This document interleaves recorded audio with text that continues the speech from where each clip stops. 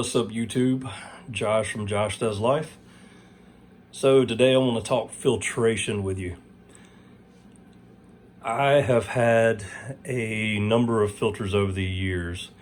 Many years ago, I used a lot of hang-on back filters, primarily aqua clear. They've been around forever. I tried a number of canisters back when they really first became popular. When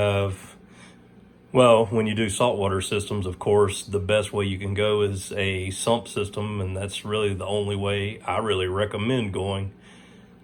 But when it comes to freshwater and planted tanks, some people disagree with this. You watch some channels and they talk about, do it cheap with a hang-on back filter, and you can do it cheap that way. And there's really nothing wrong with that. It's just, it comes down to a lot of personal preference. I just prefer canister filters for these type setups. I mean, not necessarily that they have more room or space for like biological filtration and media and things like that. You can get them that hold a lot, but I mean, there's other filter methods and things you can do to like amp up hang-on back filters and all to make them more efficient. But I really just like them because there's so much you can do with them. So we're back to the 75-gallon tank here. And when I say that, I mean, I've got one of the intakes here that has a skimmer on it. I love that feature to it so far. I mean, it's working really well for me. I've had a similar setup in the past, but not this new stainless steel kind. Then there's all kind of ways that you can do the outflow of the water. You can do a bar, you can do it directional like that. You can go down to create a current across the back. You can put it on the side and make the current, focus upwards to keep the surface agitation going. There's so many different things you can do, and you can add on the pre-filter sponges, all that type stuff. So many things you can do with canister filters. So, when it comes to fresh water, that's my preference. If I'm doing salt water, then a sump system is my preference. You do what's right for you and what you prefer, but I'm just kind of throwing out what I do, what I've found and had success with, and what I like. Next, the two other aquariums that I have in my house, I started them off with Eheim canisters. I did away with the Eheim canisters to move in a different direction. I've been watching a lot of YouTube videos, and some of my favorite YouTube videos are a lot of the European guys when they're doing aquascaping, green aqua primarily. But, they'll use some Eheim filters too, but they have me kind of hooked on another one. I quite possibly, using it so far, think that it's, in my opinion, the best way to go with a canister filter. I'm going to show you what I'm talking about and why. Now, if you notice, I have two filters on this tank, and you do not see a heater in this tank. So let's take a look in the cabinet below and see what we have.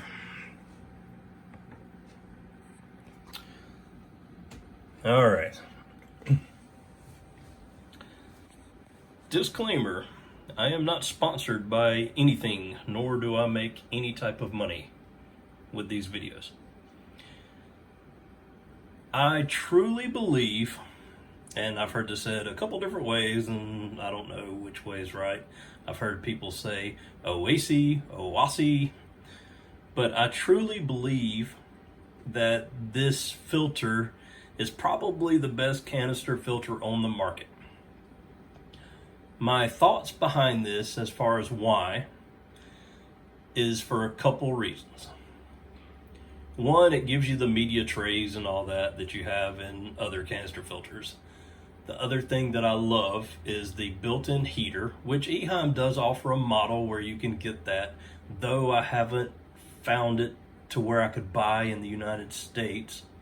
I don't see it on Amazon or listed on any of the regular websites I use. They do offer a model though, but this one is readily available on Amazon and everywhere else. Next of all, the maintenance wise. So there's so many YouTube videos out here all about these. I didn't want to do an unboxing because everybody's doing those. You've seen the ins and outs of them, but really what it amounts to and what I really love is this section right here. You basically push that to the side with it shut off and raise it out, and you have your foam pre-filters right there. It makes maintenance to me so much easier than having to take apart your whole filter.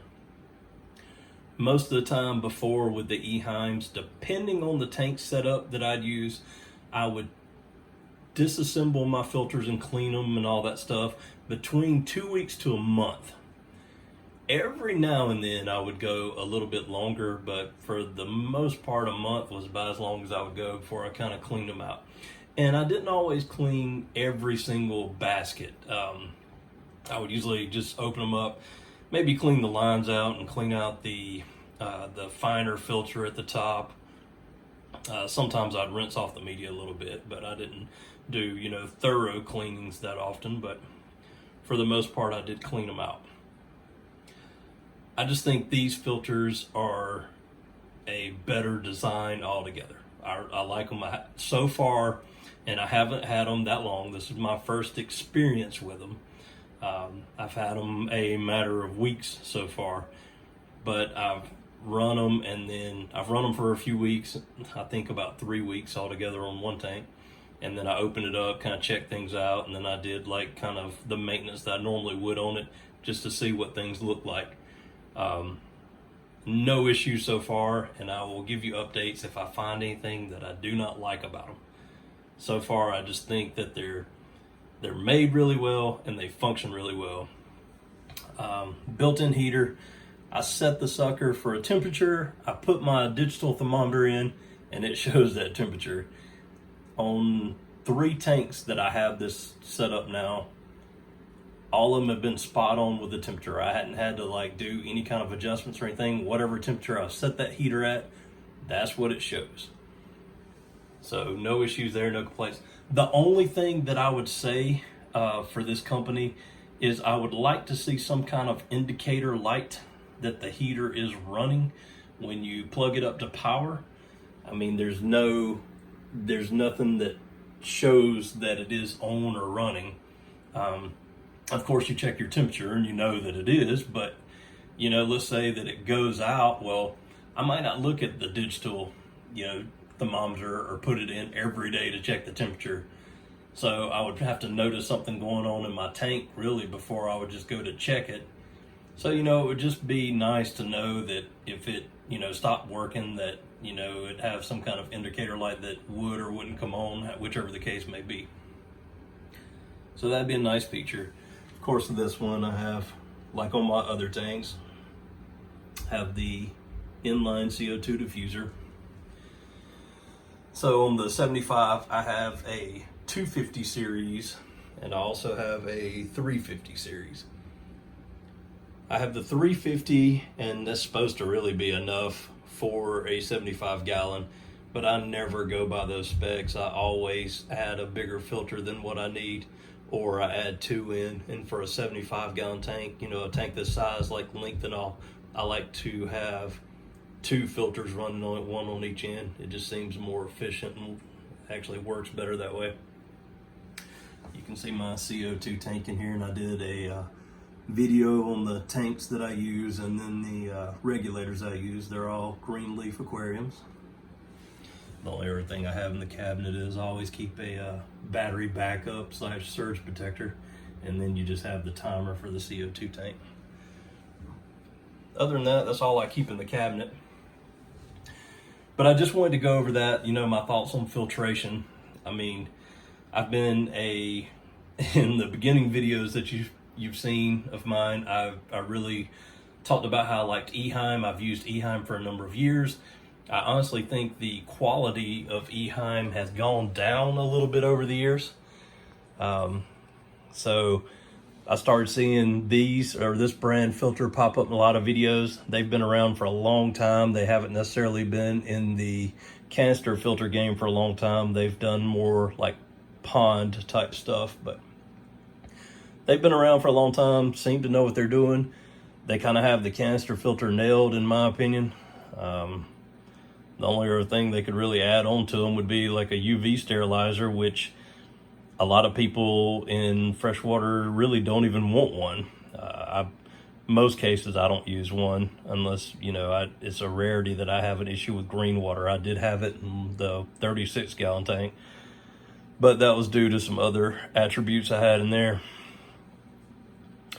Let's see, everything else, it seems to be functioning well with them so far. So like I said, I have 4 of these filters altogether, 2 on this tank and 1 on each other. I have another 350 on the 40-gallon, and I actually just put a 250 on the 36-gallon. Kind of wish I would have done a 350 on it. I should have if I could go back and do it again, but I went ahead and did the 250 because, spec-wise it says it's good for it, but really it doesn't put out enough flow. And these guys are kind of low flow, and I've seen some people do some modifications to them. The pre-filter tube, some people like drill extra holes in them to allow for more flow. Some people take off one of the sponge filters, different things like that. Be careful with some of the stuff you do. You can void your warranty. Some people don't care about that. I kind of just leave it stock the way it is, and I think I've got enough extra filtration that I don't really need to do or modify that. But if I just tried to put the 350 by itself on here, I would say that it is lacking a little bit of flow for the tank. So I would recommend adding something else. But anyway, that's my setup and what I've got going and what I feel at this time. Like I said, my opinion, I feel like this is the best canister filter on the market. So let me know your thoughts on it. What do you think? What canister filters do you like? I've tried other ones over the years. When I first started out and I was working in a pet store a long time ago, I tried some of the cheap ones, Marine Land and different things like that. So yeah, I've tried a number of different canisters, and then I got to where I started just strictly using Eheim products for a long time, but now I'm just trying something new, and so far I really like it. So I will let you know if I have any concerns or updates with it as we move along, and let me know if you have any questions or thoughts. Thanks for watching.